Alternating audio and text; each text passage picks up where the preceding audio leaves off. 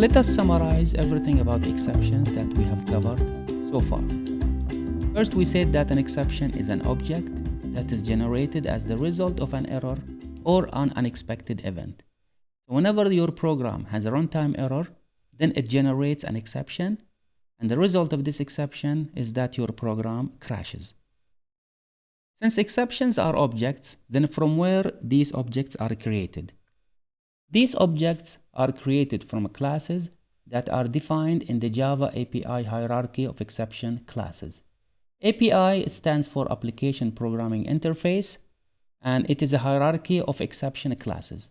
For example, if your program tries to access an array using an index that is out of bounds, then your program will create an object from a class called ArrayIndexOutOfBoundsException. Also, in our previous example, when we wanted to compute the quotient between two numbers and the second number was equal to 0, we created an object from ArithmeticException, a class. So either the exception is thrown by a statement or a method in your program, or you throw an exception in your program using the throw statement. In either cases, the exception object must be created from one of these classes or from one of these classes extensions. Now, when exceptions are generated as objects, the technical words for generating objects of exceptions is throwing. So we say that a statement has thrown an exception. And when an exception is thrown, then it is the responsibility of the programmer to write code that detects and handles the exception. If the exception is left unhandled, then a long message will be displayed on the screen and the program will crash. And therefore, we said that the program did not terminate gracefully. Therefore, Java allows you to create exception handlers that will catch the exception whenever it is generated by any statement or a method. This can be done by using a try and catch a block. So what's the difference between exception handler and exception handling? An exception handler is a section of code that gracefully responds to exceptions and prevents these exceptions from crashing your program. However, exception handling is the process of intercepting and responding to exceptions. Both are done by a try and catch statement. The code you write inside the try and catch is in fact the section of code that makes your program gracefully respond to exceptions. So it is the exception handler. And the try and catch itself is responsible for catching the exceptions. So we say that it is handled by a try and catch statement. So try and catch statement is used for both as a handler and at the same time used for handling the exception. When an exception is thrown, the default exception handler simply prints an error message and crashes the program. And this is really what happened when we divided a number by 0. The program printed an error message as an exception and crashed the program. So it is the responsibility of the programmer to catch this exception. So programmers should handle the exceptions, and all exceptions in fact are instances of classes that are derived from a superclass called exception class. And we will show you in later examples on how to catch exceptions using this exception class.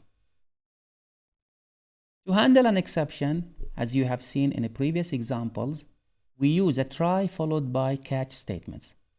The syntax for using a try catch statement is that you write a try followed by curly braces, and these curly braces are a must, so they are required. And inside the try, you put the block statements for trying to execute, possibly they generate exceptions.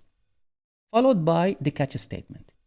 First, the keyword try indicates a block of code will be attempted. When we say attempted, it means tried for execution, and probably they will generate exceptions.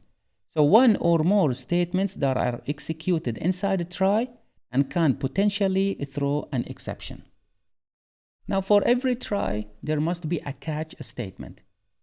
So it is a must that you have a try and catch together in your program for handling exceptions. The syntax for catch is that you write the word catch, and between round brackets, the catch statement receives exceptions as parameters. Similar to methods, you start by defining the exception type followed by the parameter name. So exception type is the name of an exception class, and parameter name is a variable name which will reference the exception object if the code in the try block throws an exception. So any statement inside a try throws an exception, then it has already generated an object for this exception. This object is received in the catch statement as an parameter. The name of this object will be parameter name. As what we will see next in our examples, we will show you how to receive this object for an exception and how to deal with it. So the code that immediately follows the catch clause is known as catch block. Similar to try block, a catch block must have curly brackets, so they are required. So the code in the catch block is executed if the try block throws an exception. So this code will never be executed if there is no exception. The parameter must be of a type that is compatible with the thrown exceptions type. So when the program throws an arithmetic exception, then the parameter for this exception should be compatible with the arithmetic exception. After an exception, the program will continue execution at the point just past the catch block. So if there is no exception, then the catch block will be skipped.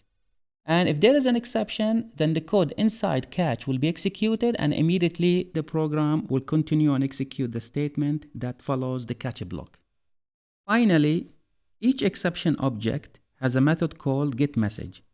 So when the catch block receives an exception object, this method of the object can be used to retrieve the default error message for the exception. Let us demonstrate the use of getMessage method by the following example in JGrasp.